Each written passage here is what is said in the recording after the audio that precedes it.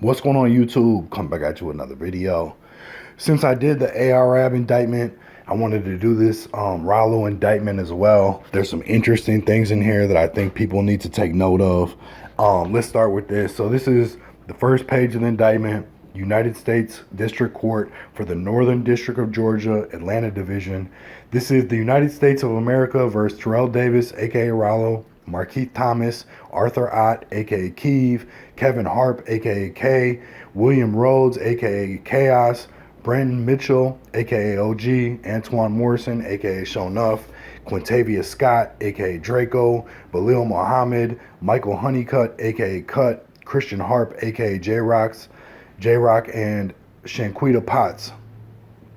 It says, count one, beginning on a date unknown to the grand jury, but at least by, in, or about December 2017, and continuing until on or about December 22nd, 2017, in the Northern District of Georgia and elsewhere, the defendants Terrell Davis, aka Rollo, Markeith Thomas, Arthur Ott, aka Keeve, and Kevin Harp, aka K, did knowingly and intentionally combine, conspire, confederate, agree, and have a tacit understanding with each other and other persons, known and unknown to the grand jury, to violate Title 21 United States Code Section 841A1, that is to possess with the intent to distribute a controlled substance, said conspiracy involving at least 100 kilograms or more of a mixture or substance containing a detectable amount of marijuana, a Schedule 1 controlled substance in violation of Title 21 United States Code Section 846,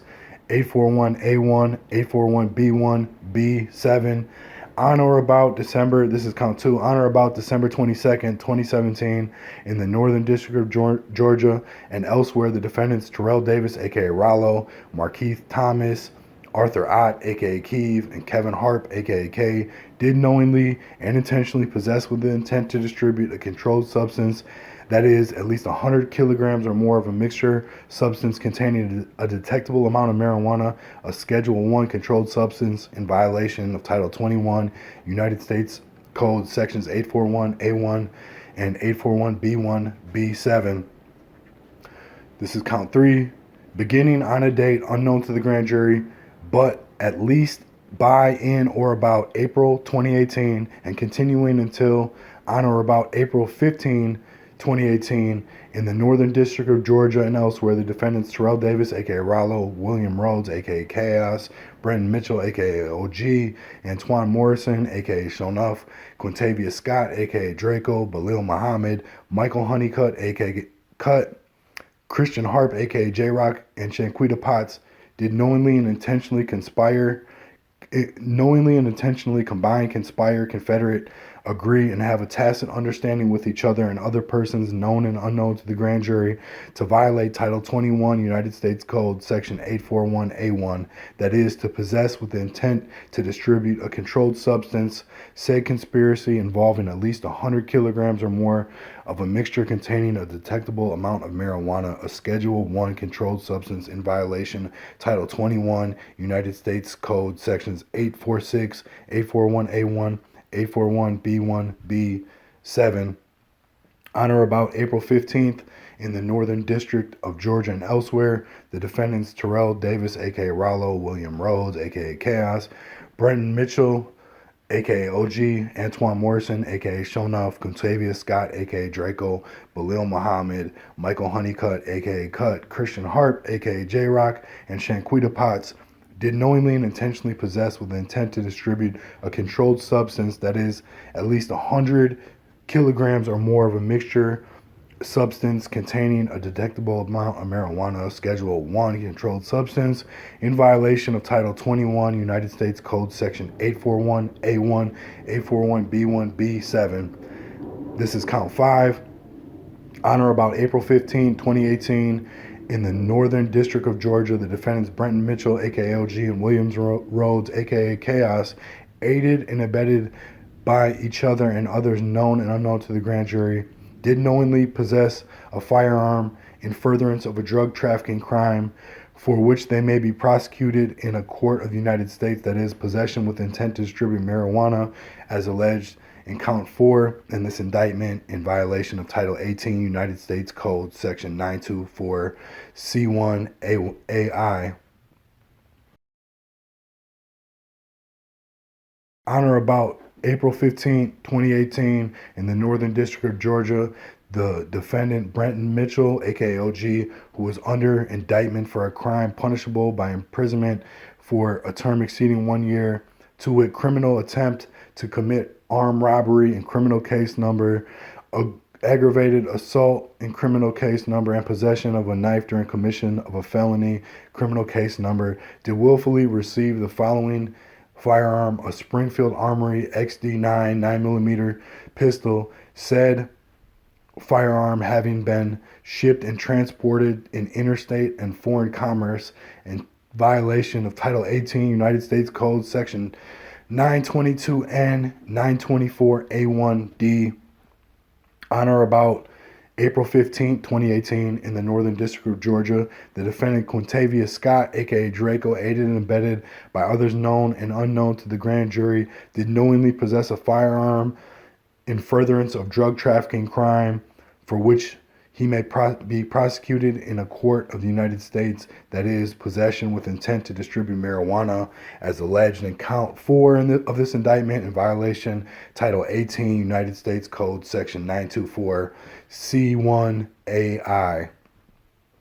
Upon conviction, this is the forfeiture, so this is everything they're taking if they get convicted. Upon conviction of one or more of the controlled substance offenses alleged in counts 1 through 4 of this indictment, the defendants Terrell Davis, aka RALO, Marquis Thomas, Arthur Ott, aka Keeve, Kevin Harp, aka CK, William Rhodes, aka Chaos, Brenton Mitchell, aka OG, Antoine Morrison, aka Shonuff, Quintavious Scott, aka Draco, Balil Muhammad, Michael Honeycutt, aka Cut, Christian Harp, aka J-Rock, and Shanquita Potts shall forfeit to the United States, pursuant to Title 21 United States Code Section 853A, all property constituting or derived from proceeds obtained directly or indirectly as a result of the said violations, and all property used or intended to be used in any manner or part to commit or to facilitate the commission of said violations,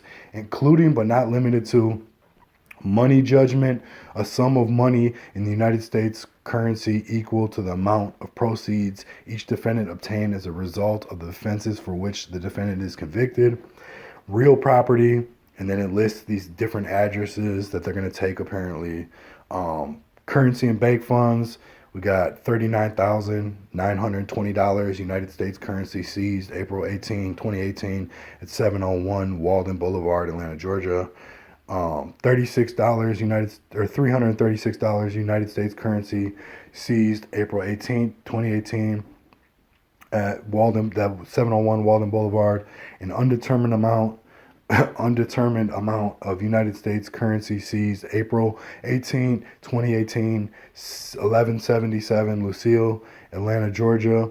Any and all funds maintained in Sun Trust Bank account numbers ending in 7387 and 4003, both held in the name of Famerica LLC. Okay, and then it's listing these cars that they took, 9 different cars.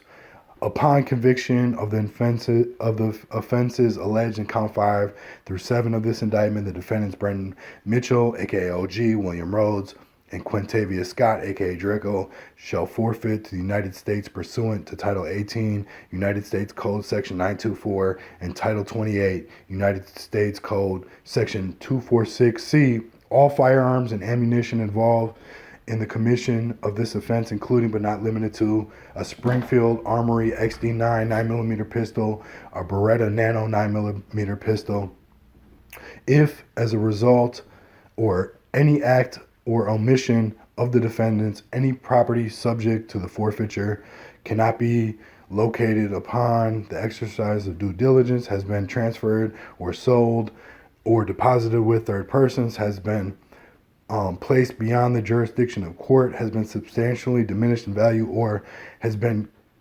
commingled with other property which cannot be subdivided without difficulty. The United States intends, pursuant to Title 21 United States Code Section 853P, as incorporated by Title 28 United States Code Section 2461C, to seek forfeiture of any other property of said defendants up to the value of forfeitable property, or seek money judgment against said defendants for any amount that would constitute the proceeds of such violation. So then it's signed. That's the whole indictment right there. A lot less paperwork you see as far as the actual indictment than what's going on with the ARAB thing. The ARAB case is interesting too because it's a superseding indictment, which means, for you people out there who don't know, there was an indictment before they actually charged these people, but they kept adding new charges to the indictment, adding new people. And right now, they can still come back. Anybody else that they determine was a part of their drug trafficking organization can be added to the indictment and also charged. So it's a little bit different as far as the actual indictments, but a lot less paperwork. ARABs was like 33 pages, I believe. This one is only 9.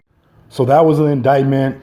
Now we have the criminal complaint. We're going to skip this because we already went over this in the indictment. When you see the names blacked out, though, that's usually when you could tell somebody's snitching. We're going to skip over the next part as well. This is the affidavit where this ATF officer is swearing basically that he is able to do this as far as investigating people and arresting people, and basically just lists his credentials. We're going to skip all that. We're going to skip down to the probable cause. If you want to read this other part, just pause it real quick and you can read it. That's not really important as far as what I'm trying to do here. Probable cause, we'll start with this. They're saying Terrell Davis, aka RALO, is the leader of the criminal street gang Famerica and a hip-hop music artist. The investigation has revealed the members of the gang refer to themselves as Famgoon. Davis and other gang members frequently wear clothing adorned with Famerica and Famgoon logos. At Davis' direction, gang members sell drugs and firearms and engage in other traditional street gang activities.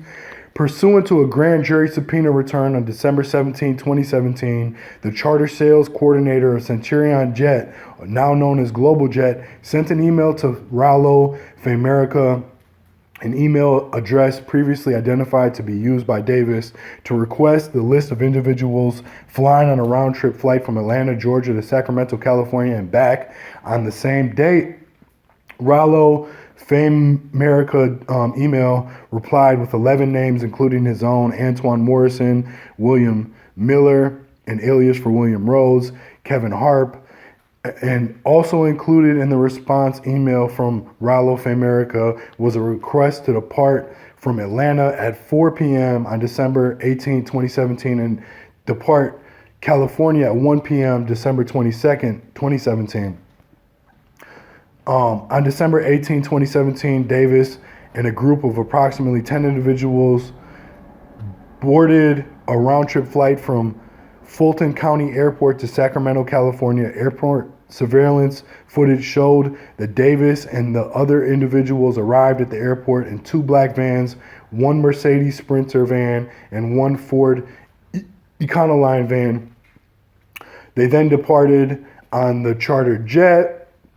4 days later, on December 22nd, 2017, Davis' chartered flight returned to Fulton County Airport at about 5 p.m. Eastern. Surveillance teams made up of members of the ATF, FBI, and Georgia State Patrol saw 2 black vans waiting for the jet's arrival, consistent with the vans that dropped the passengers off after the plane parked. Surveillance team saw Davis and the other passengers transfer 37 packages wrapped in white holiday paper from the jet to the Econoline van. An employee of the charter company spoke with Davis and offered to help him unload the holiday packages, but the passengers declined his help. 3 passengers got into the Econoline van and drove away. Davis and the rest of the passengers then left in the Sprinter van. Georgia State Patrol conducted a traffic stop of the Econoline van after observing the van traveling in the dark without its lights on. GSP stopped the vehicle in a close proximity to Fulton County Airport Field. 3 passengers occupied the vehicle. Kevin Harp. The van was registered to Davis with an address of 1945 Kimberly Road, Southwest Atlanta, Georgia 30331. Georgia State Police officers advised when they approached the vehicle that they noted a strong odor of marijuana emitting from the vehicle. Officers conducted a search of the vehicle and located approximately 520 pounds of marijuana wrapped in white holiday wrapping paper in the rear of the van. The estimated street value of the marijuana is approximately $1 million. The 3 passengers, Harp, and were arrested. All 3 of the individuals arrested were wearing clothing that featured the words Famerica and Famgoon. While conducting an inventory of the vehicle, it was noted that nearly every personal travel bag that was located in the vehicle had similar clothing inside. On December 23rd, 2017, the Instagram account belonging to Davis, RALO Famgoon, posted a picture of Davis by a swimming pool with a narrative, RALO Famgoon, "I've lost more than a man has gained in a lifetime. Have you ever lost $1 million at one time?" On this same Instagram account, multiple videos were posted of Davis on December 21st, 2017, exiting a black Sprinter van and getting onto a private jet surrounded by numerous black males wearing clothing similar to the clothing recovered in the van with the marijuana. So, on December 27, 2017, ATF received the passenger list for the December 22nd, 2017 flight. The names of the official flight manifest included Terrell Davis, Michael Honeycutt, Antoine Morrison, and during an inventory of the Econoline van, agents recovered personal property and identification cards inside luggage where the marijuana was found. Identification documents for Terrell Davis and William Rhodes were all found in various bags adjacent to where the 37 packages of marijuana were recovered. On Saturday, April 14, 2018, ATF and FBI received information that Davis traveled to Northern California and would be traveling back to Atlanta, Georgia via a privately chartered jet from Sacramento, California. Given the events of December 22nd, 2017, the flight and subsequent marijuana seizure, agents in Sacramento established surveillance on Davis in California.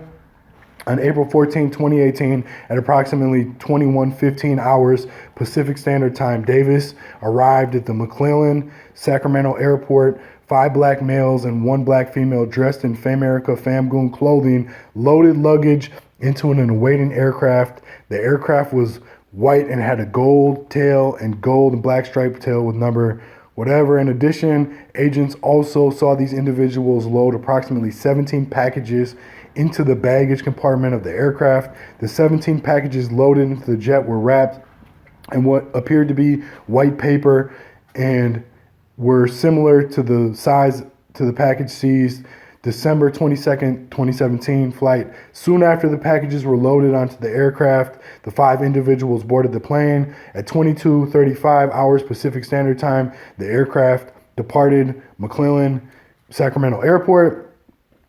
Agents in Atlanta obtained the flight information for the aircraft, which originally planned to arrive at Cobb County International Airport. However, during the flight, the destination was changed from Cobb County International Airport to Peachtree DeKalb Airport.